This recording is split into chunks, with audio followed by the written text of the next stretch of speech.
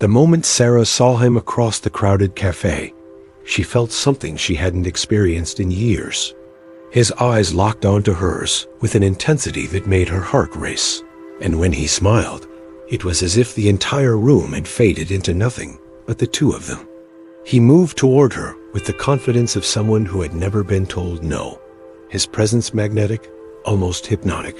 Within minutes of conversation, she felt like she had known him her entire life, like he understood parts of her that even her closest friends had never touched.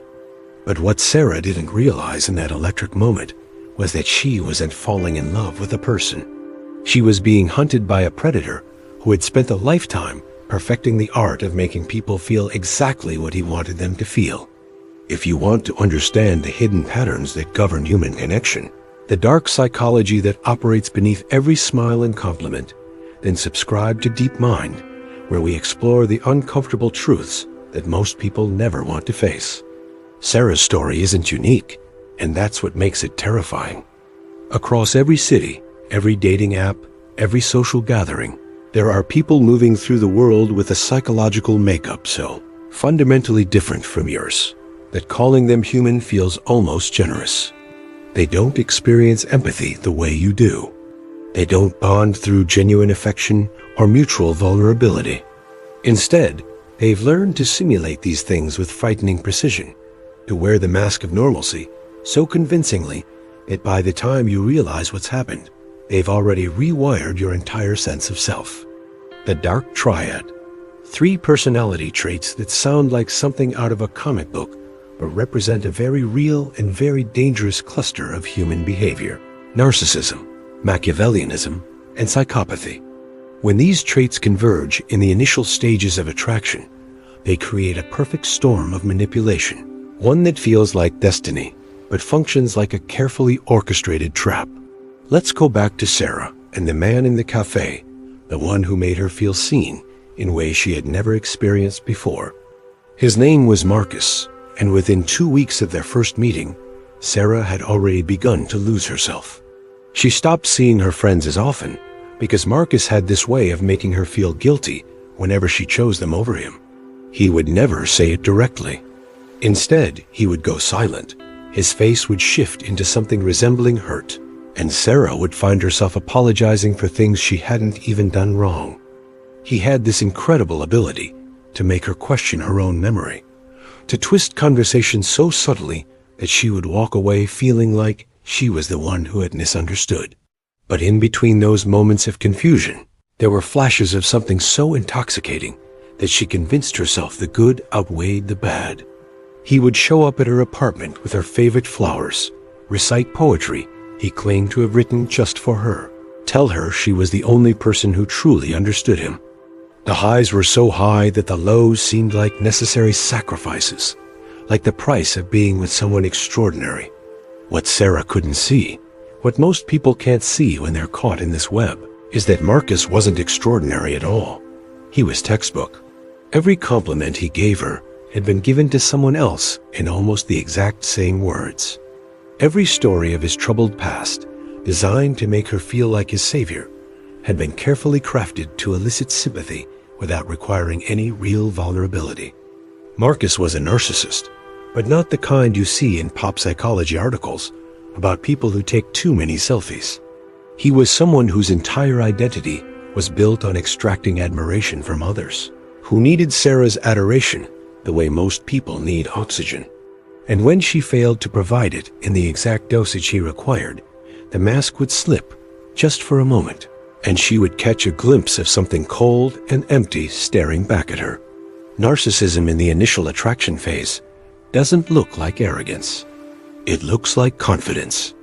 It looks like someone who knows exactly what you need to hear because they've been studying people their entire lives. Narcissists are drawn to the beginning stages of relationships because that's when the dopamine is highest, when the validation is purest, when they can present themselves as a flawless version of humanity without the messy reality of long-term intimacy getting in the way. They love bomb with a precision that feels almost supernatural. They mirror your interests, your speech patterns, your values, creating the illusion of perfect compatibility. You think you've met your soulmate, but what you've actually met is a reflection of yourself, carefully held up by someone who has no intention of showing you who they really are. The research on this is both extensive and chilling. Studies have shown that individuals high in narcissistic traits are significantly more likely to engage in what psychologists call mate poaching and short-term sexual strategies. They're not looking for connection in the way you understand it. They're looking for conquest, for the rush of being desired, for the validation that comes from making someone fall in love with them. And they're exceptionally good at it because they've had practice. By the time Marcus met Sarah, he had already cycled through dozens of relationships, each one following the same pattern: intense attraction, rapid escalation, emotional entanglement, and then a sudden, devastating discard once the person stopped providing the constant stream of admiration he required. But Marcus wasn't just a narcissist. He was also highly Machiavellian, which meant that every move he made was strategic, calculated, designed to maximize his benefit while minimizing his effort. Machiavellianism is named after Niccolò Machiavelli, the Renaissance political philosopher who argued that the ends justify the means, that morality is a weakness when it comes to achieving power. People high in Machiavellian traits don't see relationships as partnerships. They see them as transactions, as opportunities to manipulate outcomes in their favor. They're the chess players of human interaction, always thinking 3 moves ahead, always weighing cost versus benefit, always willing to deceive if it serves their purposes. In the initial attraction phase, Machiavellianism manifests as strategic charm. These individuals are masters of social intelligence, able to read a room, identify the most valuable targets, and adapt their behavior accordingly. They know how to flatter without seeming obsequious, how to create a sense of exclusivity that makes you feel chosen, how to isolate you from your support system without ever appearing controlling. Marcus did this to Sarah by subtly undermining her confidence in her friends. He would listen to her talk about a conflict she had with someone, and then he would gently suggest that maybe that friend didn't really understand her, that maybe she deserved better, that maybe he was the only one who truly saw her for who she was. Over time, Sarah began to pull away from the people who might have helped her see what was happening, and Marcus's influence grew stronger. The Machiavellian doesn't rush. They're patient, methodical, willing to invest time in building trust, because they understand that the bigger the emotional investment on your part, the more control they'll have later.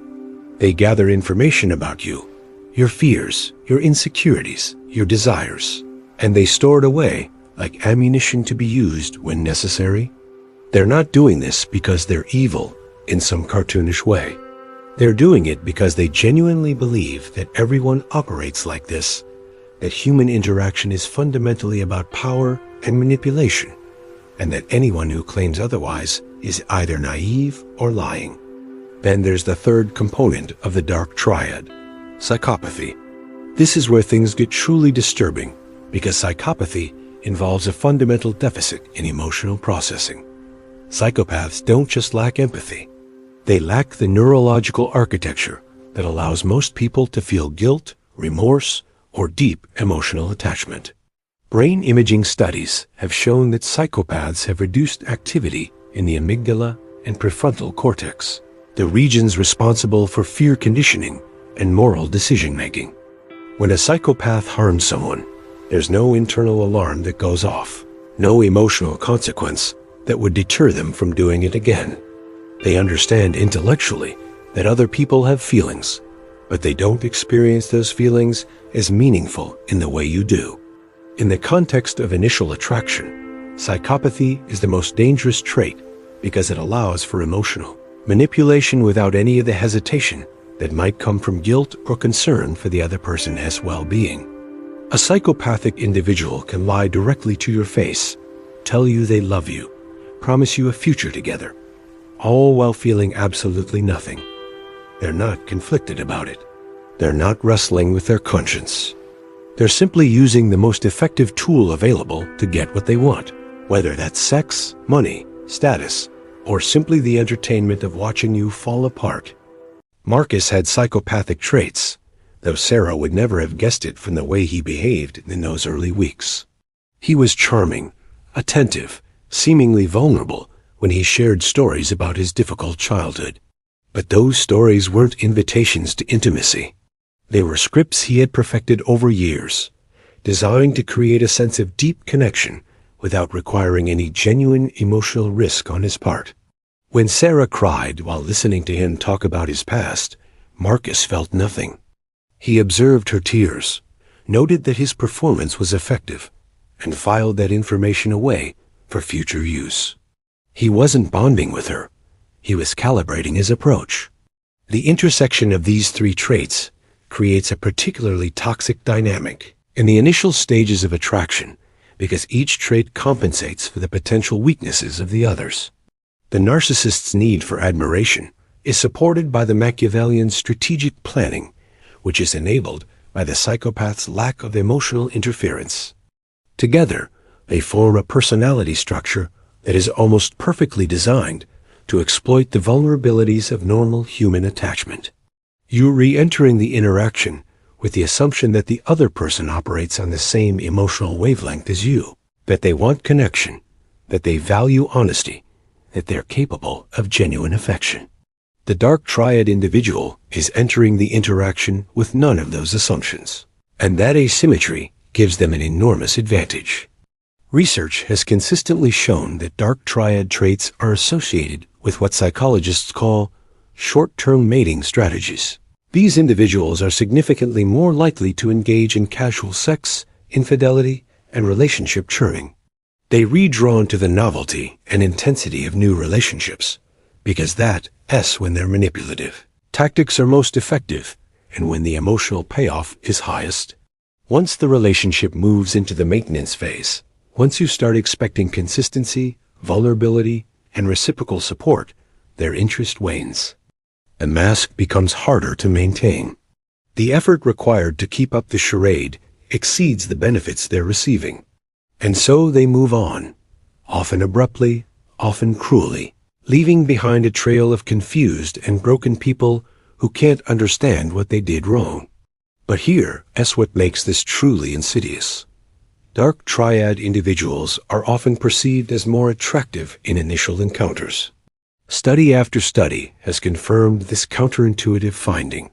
When people are asked to rate the attractiveness of individuals displaying narcissistic, Machiavellian, or psychopathic traits in short interactions, they consistently rate them as more appealing than individuals displaying more prosocial traits like honesty, empathy, and kindness. Why?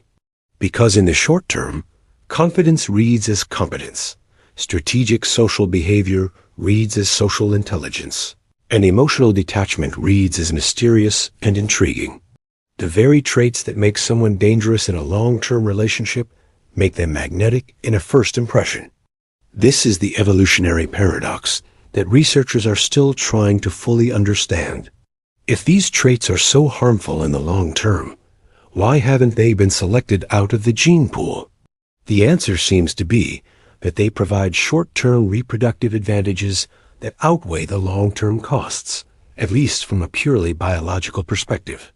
A narcissistic male who can charm multiple partners and move on before the costs of his behavior become apparent may end up with more offspring than a stable, empathetic male who invests deeply in one relationship. It is a strategy that works on a genetic level, even as it creates enormous suffering on a human level. Sarah didn't know any of this when she met Marcus. She didn't know about the dark triad, or the research on short-term mating strategies, or the neurological differences in psychopathic brains. She just knew that she had met someone who made her feel alive, someone who seemed to understand her in ways that no one else ever had. And by the time she started to notice the cracks in his facade, she was already emotionally dependent on him, already defending him to her friends, already making the excuses for behavior that she would have immediately recognized as unacceptable if she had seen it happening to someone else. The thing about being caught in the web of a dark triad individual is that you don't realize you re-trapped until you try to leave. Sarah's first real attempt to create distance came about 3 months into their relationship after Marcus had canceled plans with her for the third time in 2 weeks, always with elaborate excuses that somehow made it seem like she was being unreasonable for being disappointed. She sent him a carefully worded text saying that she needed some space to think about whether the relationship was working for her. His response came within minutes, and it was a masterpiece of manipulative communication. He told her that he had been planning to surprise her with a weekend trip to the coast, that he had been working extra hours to save up for it, that he was devastated that she would doubt his commitment just when he was about to show her how much she meant to him. He followed it up with a voice message where his voice cracked with what sounded like genuine emotion, telling her that she was the best thing that had ever happened to him, that he knew he had been distracted lately, but it was only because he was trying to build a future for them, that if she left now, she would be abandoning him, just like everyone else in his life had abandoned him. Sarah listened to that voice message 3 times, and each time she felt her resolve crumbling.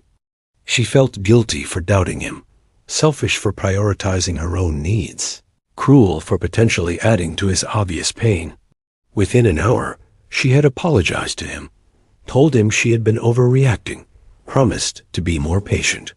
And Marcus, having successfully neutralized the threat to his control, resumed his pattern of intermittent reinforcement, giving her just enough attention to keep her hooked while continuing to prioritize his own needs above hers. This cycle would repeat itself multiple times over the course of the relationship, each time with Sarah feeling a little more confused, a little more isolated, a little more convinced that maybe she was the problem. What Sarah was experiencing is something that psychologists call trauma bonding, a phenomenon where intermittent reinforcement and emotional abuse create a powerful psychological attachment that is actually stronger than the bond created by consistent positive treatment. The human brain is wired to respond intensely to unpredictability, and when someone alternates between intense affection and cruel withdrawal, it creates a neurochemical cocktail that can be genuinely addictive. You start living for the good moments, convincing yourself that if you can just figure out what you're doing wrong, if you can, just be better or more understanding or more patient, you'll be able to get back to that incredible connection you felt at the beginning. But that connection was never real. It was a simulation, a carefully constructed illusion designed to get you emotionally invested so that you would tolerate the mistreatment that inevitably followed. The initial attraction phase with a dark triad individual is essentially a baiting process, and understanding the specific tactics they use can help you recognize the pattern before you read too deep to easily extract yourself. Let's break down how each component of the dark triad operates in those crucial early interactions. Narcissists in the attraction phase are characterized by what researchers call grandiose self-presentation. They talk about themselves in ways that are subtly inflated, dropping hints about their accomplishments, their connections, their future potential. They position themselves as exceptional, as destined for great things, as somehow operating on a different level than ordinary people. But they do it in a way that seems like confidence rather than arrogance, often mixing in just enough self-deprecating humor to seem humble and self-aware. Marcus did this constantly in his conversations with Sarah. He would tell stories about conflicts at work where he was clearly the hero, the only person who understood what needed to be done, surrounded by incompetent colleagues who didn't appreciate his vision. He would mention casually that he had been told by multiple people that he should be a model or an actor, laughing it off as if it were absurd, while simultaneously planting the seed that he was extraordinarily attractive. He would talk about his plans to start a business, to write a novel, to travel the world, painting a picture of himself as someone on the cusp of greatness who just needed the right partner to support him through this crucial phase. And Sarah, like so many people before her, bought into the narrative because it felt exciting to be chosen by someone who seemed so confident in their own exceptional nature. But beneath that grandiose presentation was a fragility that would occasionally crack through, usually at strategic moments. Narcissists need constant validation, and when they don't get it, they experience what psychologists call narcissistic injury, a sense of rage and humiliation that comes from having their inflated self-image challenged. Marcus would sometimes shift into a wounded mode, telling Sarah about how people had betrayed him in the past, how no one really understood how sensitive he was, how the world had been unfairly cruel to him, despite his obvious talents. These moments of apparent vulnerability were actually manipulation tactics, designed to make Sarah feel protective of him, to position her as his defender against a hostile world, to create a sense that it was them against everyone else. This dynamic is particularly insidious because it mimics genuine intimacy. When someone shares their pain with you, when they seem to trust you with their vulnerabilities, it creates a sense of closeness, a feeling that you're seeing the real person beneath the confident exterior. But with a narcissist, these vulnerabilities are curated and strategic. They're not actually letting you in. They're re-showing you a version of wounded that makes them sympathetic without requiring any genuine change in behavior. Marcus would tell Sarah he was working on himself, but she made him want to be better, that he had never met anyone who inspired him the way she did. But there was never any actual evidence of growth, never any real accountability for his behavior, never any sustained change that lasted longer than it took to get her back under his control. The Machiavellian component of the dark triad brings a calculated quality to the attraction phase that's even more chilling because it's so deliberate. Machiavellians are strategic in everything they do, including who they target for relationships. They're drawn to people who have something they want, whether that's emotional support, financial resources, social connections, or simply the validation that comes from conquering someone who is attractive or high status. They assess potential partners the way a businessman assesses an investment, weighing the potential return against the effort required. And once they've identified a target, they deploy a carefully calibrated approach designed to maximize their chances of success. Marcus had identified Sarah as an ideal target within minutes of their first conversation. She was attractive, which satisfied his need for a partner who enhanced his social status. She had a stable job and her own apartment, which meant she had resources he could potentially access. She had mentioned in passing that she had been single for a while and was starting to worry that she might never find the right person, which signaled emotional vulnerability and a hunger for connection that he could exploit. And she had an empathetic, caregiving personality, which meant she would be more likely to tolerate his bad behavior and work to fix the relationship rather than simply walking away when problems arose. The Machiavellian approach to initial attraction involves gathering information and adapting behavior to match what the target wants to see. Marcus asked Sarah questions about her past relationships, about what had gone wrong, about what she was looking for in a partner. He listened carefully to her answers, noting what made her light up and what made her expressions tighten with old pain. And then he became exactly what she needed. She mentioned that her ex had been emotionally unavailable, so Marcus made sure to be verbally expressive, telling her constantly how much he cared about her. She talked about feeling like she always had to compete for attention, so Marcus made her feel like the center of his universe, at least in the beginning. She said she valued intelligence and deep conversation, so he stocked up on interesting facts and philosophical questions, creating the impression of intellectual depth, even though his knowledge was surface level and borrowed. This mirroring technique is one of the most powerful tools in the Machiavellian arsenal, because it creates a sense of perfect compatibility that feels like fate. You think you've finally met someone who gets you, who values the same things, who wants the same kind of relationship, but you haven't met a compatible partner. You've met a shapeshifter who has temporarily arranged themselves into the form you find most appealing. And because they're doing this consciously and strategically, they can sustain it only as long as it serves their purposes. Once they feel secure in the relationship, once they've achieved whatever goal they had in mind, the mirror cracks, and you start to see glimpses of who they actually are, which is often someone quite different from the person you thought you were falling in love with. The psychopathic element adds another layer of danger because it removes the natural brake that most people have on manipulative behavior, which is empathy. Even a narcissist who is using someone for validation, or a Machiavellian who is strategically manipulating a relationship, will typically experience some level of discomfort when they see that they are causing real harm. That discomfort might not be enough to make them stop, but it exists as a limiting factor. A psychopath has no such limitation. They can watch you cry, see the pain they're causing, and feel nothing but perhaps a mild sense of satisfaction that their tactics are working.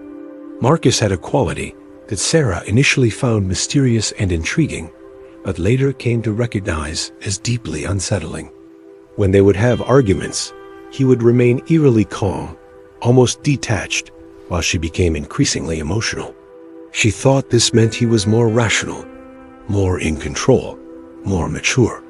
But what it actually meant was that he was unemotionally invested in the conflict the way she was.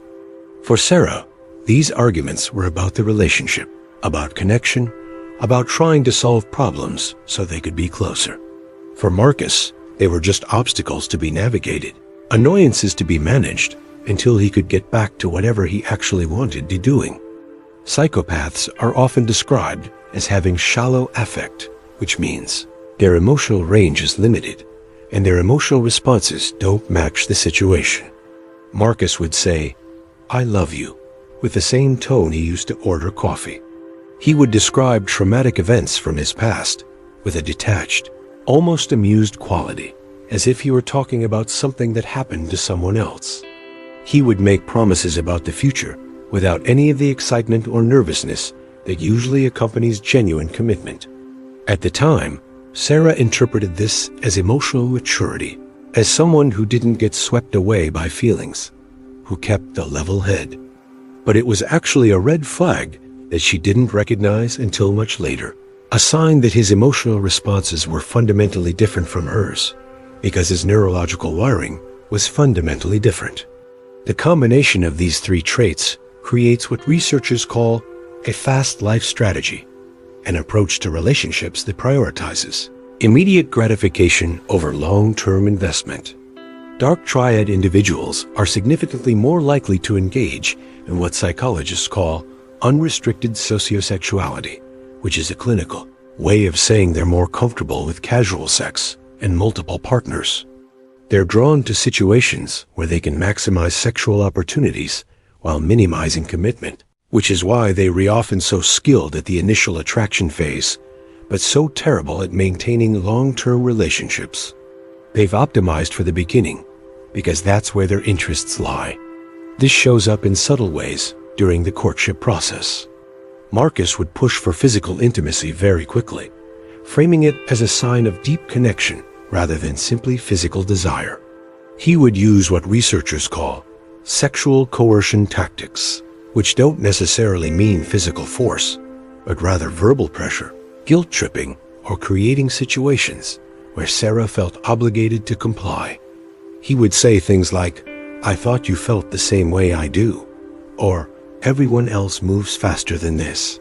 I'm starting to wonder if you really attracted to me, or I've been so patient. I don't know how much longer I can wait." These statements were designed to make Sarah feel like she was failing to meet reasonable expectations, like she was being prudish or withholding, like she needed to prove her feelings by complying with his sexual demands. And when she did comply, he would use that as leverage to create a sense of obligation and deepen her investment in the relationship. The research on this is clear. Physical intimacy creates neurochemical bonding in most people, particularly in women, due to the release of oxytocin and other attachment hormones. Dark Triad individuals understand this intuitively, even if they don't experience it themselves to the same degree, and they use it strategically. Get someone physically involved quickly, and they'll find it much harder to walk away when the red flags start appearing.